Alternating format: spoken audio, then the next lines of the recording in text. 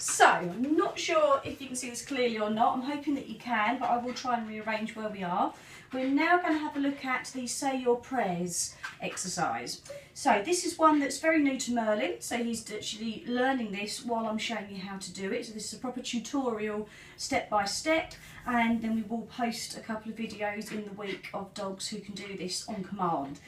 So we will have a video of Boo doing this, who can do this not only close up but from distance as well, and this is one of Boo's favourite tricks. But for Merlin, this is one that he's very, very new to. Okay, so everything you see here is because he's learning it at the moment. So with Say Your Prayers, your dogs do need to be able to do the paws up on an item first, so because obviously that helps them with the back leg strength, it helps with their coordination, it helps them to understand not to just jump all over items, but just to use their front paws.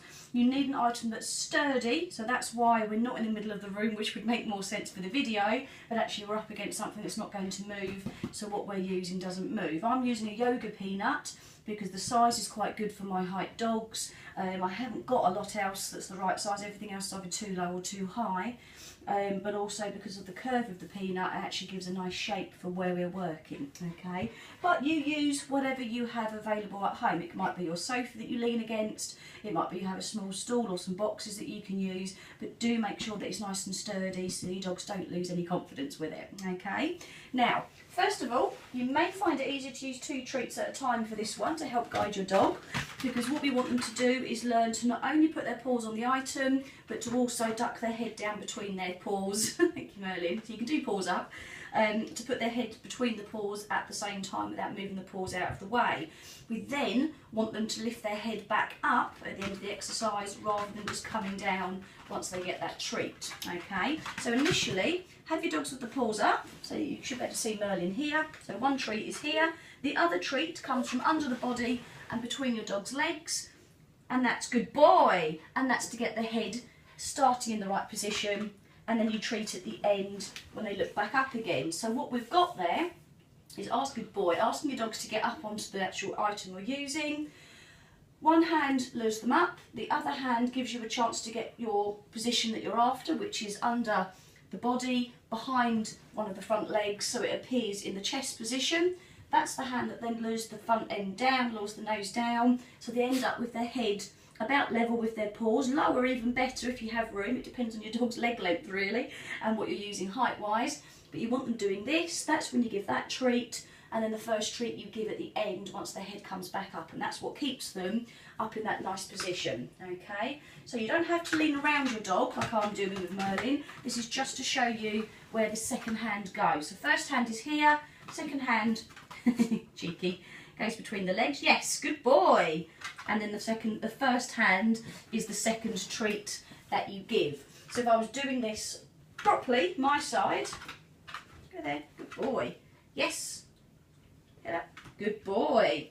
I would keep my hand on this side, okay? You don't need to lean around your dog. It's purely so you can see what it is I'm doing. You're absolutely starving, dog. Good boy, very nice. Make sure if you're clicking or using a marker word that you use it the moment your dog's head is between their front feet. Good boy, very good. And now start to understand that this is where you want them to be. So, good boy. And you still want both paws to be on that item. They start moving paws out of the way, just calm things down, make sure you lure them back in the right position to start with that first treat, and just adjust perhaps where your second treat actually is. So I do keep moving Merlin around. Good boy, that's very good. Once they're getting the idea of that and they can stay nice and upright, you only then need the second treat here. Good boy. That's when you might then start putting in your command word. Come round. Good boy.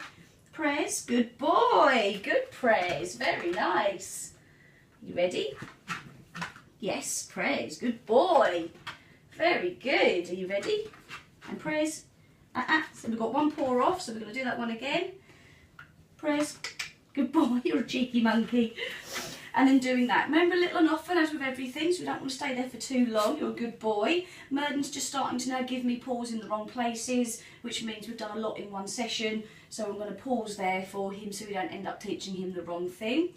But what you're aiming for is that you can then not need that treat to be such a lure, but your dog will still try bobbing that head down. That's when you can then praise. Give the treat always from underneath at this stage.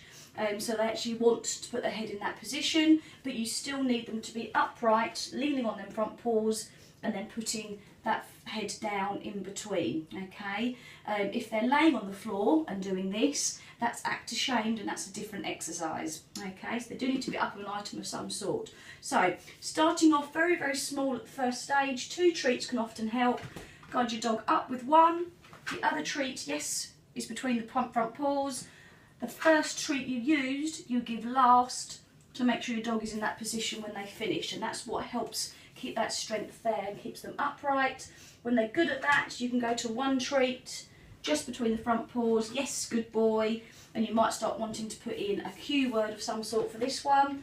And the stage that Merlin's not at yet will be where your dog understands. Prayers? Where's your prayers? Yes, good boy. Good boy. And actually what happened there, initially he gave me his paw, then he tried putting his head downwards, which is when you heard me say yes, and I treated from underneath to make sure his head was in the position when I treated him, okay? So that would be the next step, and then you just keep working on that until your dogs understand whatever command word you're using and can put that head down just between their front paws. Okay, like I say, we'll show you a video or 2 in the week of dogs that can do this completely on command and no help whatsoever. And Merlin is showing you, as a complete beginner, how to go through the stages. So this is saying your prayers with your dog. Okay.